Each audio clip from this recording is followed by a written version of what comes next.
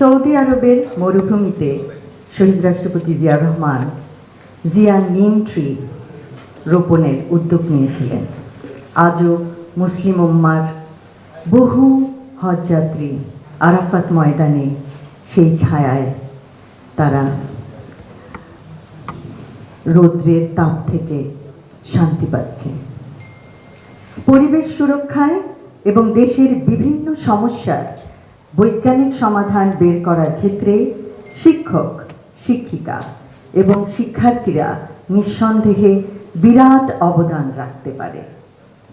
বর্তমান পৃথিবীকে আরও সুন্দর, বাসযোগ্য ও সবুজ করে রেখে যাব সবাই ভবিষ্যৎ প্রজন্মের জন্য, ইনশাআল্লাহ।